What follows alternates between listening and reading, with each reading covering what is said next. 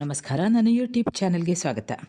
ಆತ್ಮೀಯರೇ ಹಾಗೂ ನನ್ನ ವಿದ್ಯಾರ್ಥಿಗಳೇ, ನಿಮಗೆಲ್ಲ ಗೊತ್ತಿರುವಂತೆ ಈ ವಸಂತಿ ಅಂಬಲ್ಪಾಡಿ ಅನ್ನೋಂತಹ ಚಾನೆಲ್ ಮುಖಾಂತರ ಅನೇಕ ಕಥೆ ಕವನಗಳು ಹಾಗೂ ಶಿಕ್ಷಣಕ್ಕೆ ಸಂಬಂಧಿಸಿದ, ಅದರಲ್ಲಿಯೂ ಕೂಡ PUC ಮತ್ತು ಡಿಗ್ರಿಗೆ ಸಂಬಂಧಿಸಿದಂತಹ ಅನೇಕ ಕನ್ನಡ ಪಾಠಗಳನ್ನು ಹಾಕಿದ್ದೇನೆ. ಇದೆಲ್ಲ ಸಾಧ್ಯವಾದದ್ದು ನಿಮ್ಮಿಂದ, ನೀವು ಸಬ್ಸ್ಕ್ರೈಬ್ ಮಾಡಿ ನನ್ನನ್ನು ಪ್ರೋತ್ಸಾಹಿಸಿದ ಕಾರಣದಿಂದಾಗಿ. ಹಾಗೆ ಆತ್ಮೀಯರೇ, ನೀವಿನ್ನೂ ಕೂಡ ನನ್ನ ಚಾನೆಲ್ಗೆ ಸಬ್ಸ್ಕ್ರೈಬ್ ಆಗದೇ ಇದ್ದಲ್ಲಿ ಸಬ್ಸ್ಕ್ರೈಬ್ ಮಾಡಿಕೊಳ್ಳಿ. ಮುಂದೆ ಹೊಸ ಹೊಸ ವಿಡಿಯೋಗಳು ನಿಮಗಾಗಿ ನಾನು ಹಾಕ್ತಾ ಇರ್ತೇನೆ. ಮುಂದೆ ಯಾವ ವಿಡಿಯೋವನ್ನು ಹಾಕ್ತಾ ಇದ್ದೇನೆ ಅಂತ ಕಾಯ್ತಾ ಇರ್ತೀರಲ್ವ. ನಾಗೇಶ ಹೆಗಡೆ ಇವರು ಬರೆದಂತಹ ಇರುವುದೊಂದೇ ಭೂಮಿ ಈ ಪಾಠದ ಪ್ರಶ್ನೋತ್ತರಗಳನ್ನು ಗಮನಿಸ್ತಾ ಹೋಗೋಣ ವಿದ್ಯಾರ್ಥಿಗಳೇ. ಒಟ್ಟಿಗೆ ಒಂದು 3 ಪ್ರಶ್ನೆಗಳಿವೆ. ಈ 3 ಪ್ರಶ್ನೆಗಳಲ್ಲಿ ಯಾವುದಾದ್ರೂ ಒಂದು ಪ್ರಶ್ನೆ ಕೇಳಿದರೂ ಕೂಡ ಮುಂದೆ ನಾನು ಹೇಳುವಂಥ ಉತ್ತರವನ್ನೇ ಬರೆಯಿರಿ ವಿದ್ಯಾರ್ಥಿಗಳೇ. ಗಮನವಿಟ್ಟು ಕೇಳಿದರೆ ಸಾಕು, ನಿಮಗೆ ಹೇಗೂ ಬರೀಲಿಕ್ಕೆ ಬರ್ತದೆ. ಹಾಗಾಗಿ ಇಯರ್ಫೋನೋ ಅಥವಾ ಏನಾದರೂ ಇದ್ದರೆ ನಿಮ್ಮಲ್ಲಿ ಯಾವ ಫೆಸಿಲಿಟಿ ಉಂಟೋ ಅದನ್ನು ಹಾಕಿಕೊಂಡು ಕೇಳ್ತಾ ಹೋಗಿ ಉತ್ತರ. ನೋಡಿ, ಈಗ 3 ಪ್ರಶ್ನೆಗಳಿವೆ, ಆ ಪ್ರಶ್ನೆಗಳನ್ನು ನೋಡ್ತಾ ಹೋಗೋಣ. ಸಂಪನ್ಮೂಲಗಳ ಧ್ವಂಸವನ್ನು ತಡೆಯುವ ಅಗತ್ಯವನ್ನು ಲೇಖನ ಹೇಗೆ ಸಾದರಪಡಿಸುತ್ತಿದೆ ವಿವರಿಸಿ. 2ನೇ ಪ್ರಶ್ನೆ, ಭೂಮಿ ನಾಶ, ಅದನ್ನು ತಡೆಗಟ್ಟುವ ಬಗೆ, ಅಗತ್ಯ, ಸಂರಕ್ಷಣೆ ಹಾಗೂ ಪರಿಹಾರೋಪಾಯಗಳನ್ನು ಪ್ರಸ್ತುತ ಲೇಖನದ ಹಿನ್ನೆಲೆಯಲ್ಲಿ ಚರ್ಚಿಸಿರಿ. 3ನೇ ಪ್ರಶ್ನೆ, ಇರುವುದೊಂದೇ ಭೂಮಿ ಈ ಲೇಖನದ ಸ್ವಾರಸ್ಯವನ್ನು ನಿರೂಪಿಸಿರಿ. ನಾಗೇಶ ಹೆಗಡೆಯವರು ಬರೆದಂತಹ ಇರುವುದೊಂದೇ ಭೂಮಿ ಈ ಲೇಖನದಲ್ಲಿ ದಿನದಿಂದ ದಿನಕ್ಕೆ ನಾಶವಾಗ್ತಾ ಹೋಗ್ತಾ ಇರುವಂತಹ ಭೂಮಿಯನ್ನು ಸಂರಕ್ಷಿಸದೆ ಹೋದರೆ ಮುಂದೊಂದು ದಿನ ಅನುಭವಿಸಬೇಕಾದಂತಹ ಅನಾಹುತವನ್ನು ತಿಳಿಸುವ ಈ ಲೇಖನದಲ್ಲಿ ಬಾಹ್ಯಾಕಾಶದ ಫಲವಾಗಿ ಭೂಮಿ ಒಂದು ಗಗನನೌಕೆ ಎನ್ನುವುದು ಮನವರಿಕೆಯಾಗಿದ್ದು, ಅದು ಒಂದೆಡೆಗೆ ವಿಶ್ವ ನಿಯಮಗಳ ಏರುಪೇರಿನ ದೃಷ್ಟಿಯಿಂದ ತಲ್ಲಣದ ಸಂಗತಿಯಾದರೆ, ಇನ್ನೊಂದು ದೃಷ್ಟಿಯಿಂದ ನಮಗೆಲ್ಲ ನೆಮ್ಮದಿ, ಹೆಮ್ಮೆ ಮೂಡಿಸಿದ ಕಲ್ಪನೆಯಾಗಿದೆ.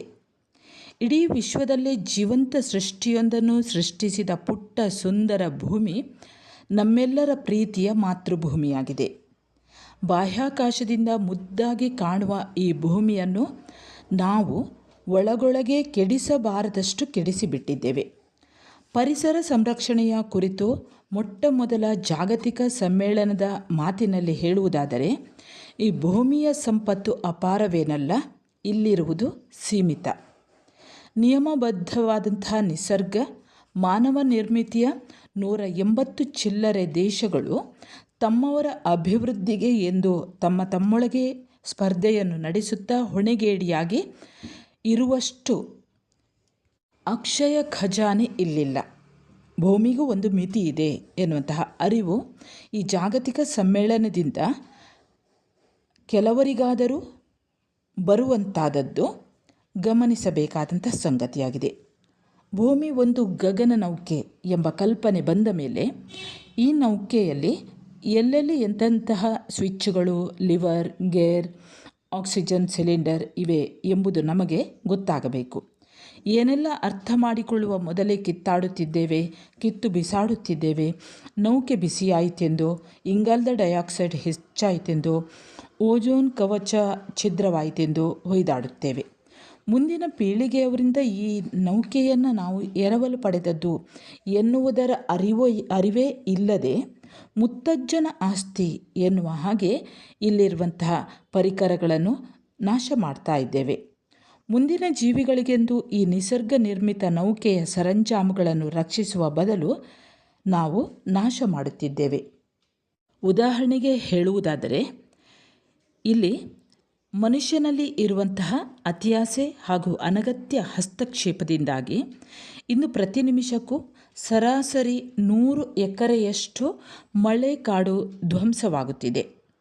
ಪ್ರತಿ ವರ್ಷ ಏನಿಲ್ಲೆಂದರೂ 5,000 ಜೀವಿ ಸಂಕುಲವನ್ನೇ ನಾಮಾವಶೇಷ ಮಾಡುತ್ತಿದ್ದಾರೆ. ಹಾಗಾಗಿ ಸಾರ್ವತ್ರಿಕ ಸಮೃದ್ಧಿ, ಸಮಾನತೆ, ಸಮತೋಲನ ಈ ಯಾವುದಕ್ಕೂ ಕೂಡ ಸಾಧಿಸಲು ಆಗದೇ ಇರುವಂಥ ಈ ಭೂಪತನವನ್ನು ನಾವು ತಡೆಯುವುದು ತುಂಬ ಅಗತ್ಯ. ಜನಸಂಖ್ಯಾ ಸ್ಫೋಟ, ಸಂಪನ್ಮೂಲ ಹರಣ ಹಾಗೂ ಮಾಲಿನ್ಯ ವೃದ್ಧಿ ಈ ಮೂರಕ್ಕೂ ತಡೆ ಒಡ್ಡಿ ನಿಸರ್ಗ ಆಧರಿಸಿಯೇ ನಿರಂತರ ಅಭಿವೃದ್ಧಿ ಸಾಧಿಸುವಂತೆ ಜನರನ್ನು ಒತ್ತಾಯಿಸಬೇಕಿದೆ. ಅಷ್ಟೇ ಅಲ್ಲ, ಲೆಸ್ಟರ್ ಬ್ರೌನ್ ಹೇಳುವಂತೆ ಭವಿಷ್ಯದ ಬಗೆಗೆ ದೂರದೃಷ್ಟಿಯುಳ್ಳ ರಾಜಕೀಯ ಮುತ್ಸದ್ದಿಗಳೇ ಇಂದು ತುಂಬ ಅಪರೂಪವಾಗಿದ್ದಾರೆ.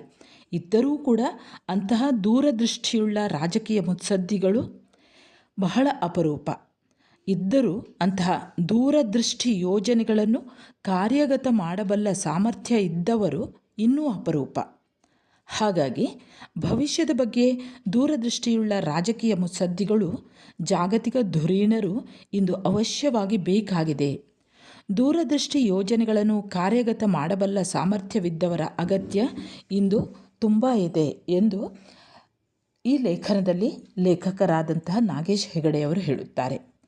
ಆದರೆ ದುರಂತವೆಂದರೆ ಜಗತ್ತಿನ ಭವಿಷ್ಯದ ಬಗೆಗೆ ಚಿಂತಿಸಬೇಕಾದ ಈ ರಾಜಕೀಯ ಮುತ್ಸದ್ದಿಗಳು, ಜಾಗತಿಕ ಧುರೀಣರು ಏನಾದರೂ ಟೊಳ್ಳು ಭ್ರಮೆ ನಮ್ಮನ್ನೆಲ್ಲ ಅವರು ಕೊಟ್ಟಂತಹ ಟೊಳ್ಳು ಭ್ರಮೆ ನಮ್ಮನ್ನೆಲ್ಲ ಆವರಿಸುತ್ತಿರುವುದು. ಇವರ ಭವಿಷ್ಯದ ಘಂಟಾಘೋಷವನ್ನು ಕೇಳಿ ಹಸಿದ ಮಕ್ಕಳ ಸಮಸ್ಯೆ, ನಾರುವ ಶರಧೆಯ ಸಮಸ್ಯೆ, ಬೆಳೆಯುವ ಮರುಭೂಮಿಯ ಸಮಸ್ಯೆಗಳೆಲ್ಲ ಹೇಗೋ ಬಗೆಹರಿದಾವು ಎಂದು ಎಲ್ಲರೂ ಕೂಡ, ಅಂದರೆ ನಾವು ನಿಶ್ಚಿಂತರಾಗಿ ಕೂರುತ್ತೇವೆ. ಇಂತಹ ಧುರೀಣರಿಂದಾಗಿ ಶಾಂತಿ ಸಂಧಾನಗಳ ಢಣಾಢಂಗುರದ ಮಧ್ಯೆಯೇ ಇನ್ನಷ್ಟು ಶಸ್ತ್ರಾಸ್ತ್ರಗಳು ನಿರ್ಮಾಣವಾಗುತ್ತವೆ. ಪರಿಸರ ಸಂರಕ್ಷಣೆಯ ಘೋಷಗಳು ಗಡಚಿಕ್ಕುವಾಗಲೇ ದಟ್ಟ ಹಸಿರಿನ ಮಳೆಕಾಡ ಮಡಿಲಲ್ಲಿ ಮತ್ತೊಂದು ಅಣುಸ್ಥಾವರ ತಲೆ ಎತ್ತುತ್ತದೆ. ಇಂತಹ ದುರಂತಗಳನ್ನು ತಡೆಗಟ್ಟದ ಹೊರತು ಭೂಪತನವನ್ನು ತಡೆಗಟ್ಟಲು ಸಾಧ್ಯವಿಲ್ಲ. ನಿಸರ್ಗವನ್ನು ಬಗ್ಗುಬಡಿದೇ ಮಾನವರ ಏಳಿಗೆ ಸಾಧಿಸುವ ಈ ಧೋರಣೆಯನ್ನು ಬದಲಾಯಿಸಬೇಕಾದಂತಹ ಕಾಲದಲ್ಲಿ ನಾವಿದ್ದೇವೆ. ನಮ್ಮವರು ಸೃಷ್ಟಿಸಿದ ಸಮಸ್ಯೆಗಳನ್ನು ಬಿಡಿಸುವುದು ಹಾಗಿರಲಿ, ಅವುಗಳನ್ನು ಅರ್ಥ ಮಾಡಿಕೊಳ್ಳುವ ರೂಢಿಯಲ್ಲಿರುವ ಯಾವೊಂದು ಇಸಮ್ನಿಂದ ಸಾಧ್ಯವಿಲ್ಲ. ಹಾಗೆಂದ ಮಾತ್ರಕ್ಕೆ ಭವಿಷ್ಯವೆಲ್ಲ ಅಂಧಕಾರ ಎಂದು ಕೈಚೆಲ್ಲಬೇಕಿಲ್ಲ. ಹೊಸ ಚಿಂತನೆಯ ಮಾರ್ಗ ಹುಡುಕಲು ಯುವ ಪೀಳಿಗೆ ಇದೆ.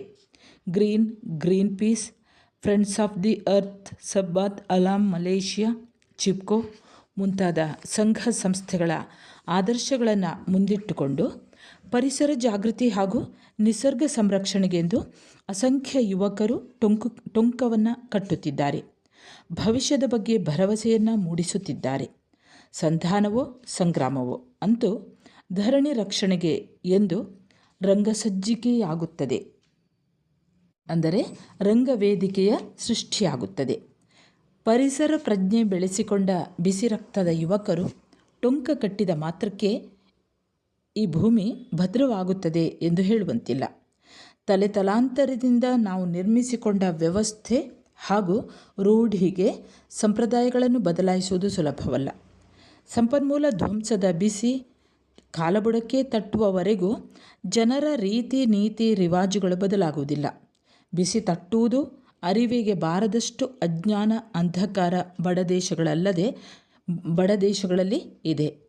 ಹಾಗಾಗಿ ನಿರಕ್ಷರಿಗಳಷ್ಟೇ ಅಲ್ಲ, ಸುಶಿಕ್ಷಿತರು ಪರಿಸರ ಪ್ರಜ್ಞೆ ಬೆಳೆಸಿಕೊಳ್ಳಬೇಕಿದೆ. ಸಂಪನ್ಮೂಲಗಳನ್ನು ಉಳಿಸಿಕೊಂಡೇ ನಿರಂತರ ಅಭಿವೃದ್ಧಿಯನ್ನು ಸಾಧಿಸಬಲ್ಲ ಬದಲಿ ತಂತ್ರಜ್ಞಾನಗಳು ಬಡ ದೇಶಗಳಿಗೆ ಸುಲಭವಾಗಿ ಲಭ್ಯವಾಗುವುದಿಲ್ಲ. ಜನಸಂಪತ್ತಿನ ರಕ್ಷಣೆ ಘೋಷಣೆ, ಅಕ್ಷಯ ಶಕ್ತಿ ಸಂಪನ್ಮೂಲಗಳ ಅಭಿವೃದ್ಧಿ, ಶಕ್ತಿಯ ದಕ್ಷ ಬಳಕೆ, ಬಿಸಾಡಿದ ವಸ್ತುಗಳ ಮರುಬಳಕೆ, ಜನಸಂಖ್ಯಾ ನಿಯಂತ್ರಣದ ಸರಳ ತತ್ವಜ್ಞಾನ ಇವುಗಳ ಕುರಿತು ರಾಷ್ಟ್ರಗಳ ಮಧ್ಯೆ ಮಾಹಿತಿ ವಿನಿಮಯ ನಡೆಯಬೇಕಾಗಿದೆ. ಬಡ ಜನತೆಯ ಅಜ್ಞಾನವನ್ನೇ ಬಂಡವಾಳ ಮಾಡಿಕೊಂಡು ನಿಸರ್ಗ ಘೋಷಣೆ ಮಾಡುವವರಿಗೆ ಕಡಿವಾಣ ಹಾಕಬೇಕಾಗಿದೆ. ಅದಕ್ಕೆ ಕೇವಲ ಬಿಸಿರಕ್ತದ ಉತ್ಸಾಹವಿದ್ದರೆ ಸಾಲದು, ಪ್ರಪಂಚದ ವಿದ್ಯಮಾನಗಳ ಅಪಾರ ಮಾಹಿತಿಯೂ ಕೂಡ ಬೇಕಾಗುತ್ತದೆ. ಪ್ರಶ್ನೆಗಳು. ಸಂದರ್ಭದೊಡನೆ ಸ್ವಾರಸ್ಯವನ್ನು ವಿವರಿಸಿ 2 ಪ್ರಶ್ನೆಗಳಿವೆ. 1ನೇ ಪ್ರಶ್ನೆ ಈ ರೀತಿ ಇದೆ ನೋಡಿ. ನಮ್ಮ ಚರಿತ್ರೆಯನ್ನು, ಶಿಥಿಲವಾದ ಕೋಟೆ ಕೊತ್ತಲಗಳನ್ನು ಕಾಪಾಡಲು ಹೆಚ್ಚಿನ ಆಸಕ್ತಿ ವಹಿಸುತ್ತಿದ್ದೇವೆ.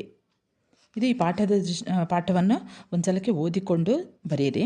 ಎರಡನೇ ಪ್ರಶ್ನೆ ಹೀಗಿದೆ ನೋಡಿ. ಭವಿಷ್ಯದ ಬಗೆಗೆ ದೂರದೃಷ್ಟಿಯುಳ್ಳ ರಾಜಕೀಯ ಮುತ್ಸದ್ದಿಗಳೇ ತುಂಬ ಅಪರೂಪ. ಇನ್ನು ಟಿಪ್ಪಣಿಗೂ ಇದನ್ನು ಕೇಳ್ಬೋದು. ಇರುವುದೊಂದೇ ಭೂಮಿ, ಅದನ್ನು ಕೂಡ ಸಂಕ್ಷಿಪ್ತವಾಗಿ ಬರೆಯಿರಿ. ಇನ್ನು 1 ಅಂಕದ ಪ್ರಶ್ನೆಗಳು. ಇರುವುದೊಂದೇ ಭೂಮಿ ಈ ಲೇಖನದ ಲೇಖಕರು ಯಾರು? ಉತ್ತರ ನಾಗೇಶ ಹೆಗಡೆ. ಎರಡನೇ ಪ್ರಶ್ನೆ, ಭೂಮಿ ಮಾನವನ ಪಿತ್ರಾರ್ಜಿತ ಆಸ್ತಿಯೇ? ಉತ್ತರ ಅಲ್ಲ. ಮೂರನೇ ಪ್ರಶ್ನೆ, ರೆಡ್ ಇಂಡಿಯನ್ ಜನಾಂಗದ ಮುಖ್ಯಸ್ಥ ಯಾರು?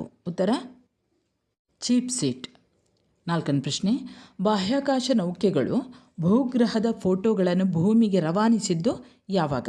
ಉತ್ತರ 1970ರಲ್ಲಿ. ಐದನೇ ಪ್ರಶ್ನೆ, ಭೂಮಿ ಒಂದು ಗಗನ ನೌಕೆ ಎನ್ನುವಂತಹ ಕಲ್ಪನೆಯನ್ನು ಕೊಟ್ಟ ಚಿತ್ರ ಯಾವುದು? ಉತ್ತರ ಭೂಗ್ರಹದ ಫೋಟೋಗಳು. ಆರನೇ ಪ್ರಶ್ನೆ, ಜಗತ್ತಿನ ಅತ್ಯಂತ ಸಮೃದ್ಧ ಜೀವ ಭಂಡಾರ ಯಾವುದು? ಉತ್ತರ ಉಷ್ಣವಲಯದ ಮಳೆಕಾಡುಗಳು. ಏಳನೇ ಪ್ರಶ್ನೆ, ಇಂದು ಎಂತಹ ರಾಜಕೀಯ ಮುತ್ಸದ್ದಿಗಳ ಅಗತ್ಯವಿದೆ? ಉತ್ತರ ಭವಿಷ್ಯದ ಬಗೆಗೆ ದೂರದೃಷ್ಟಿಯುಳ್ಳ ರಾಜಕೀಯ ಮುತ್ಸದ್ದಿಗಳ ಅಗತ್ಯವಿದೆ. ಇನ್ನು 8ನೇ ಪ್ರಶ್ನೆ, ಬಿಸಿ ತಟ್ಟುವುದು ಅರಿವಿಗೆ ಬಾರದಷ್ಟು ಅಜ್ಞಾನ ಅಂಧಕಾರ ಯಾವ ದೇಶಗಳಲ್ಲಿವೆ? ಉತ್ತರ ಬಡ ದೇಶಗಳಲ್ಲಿ.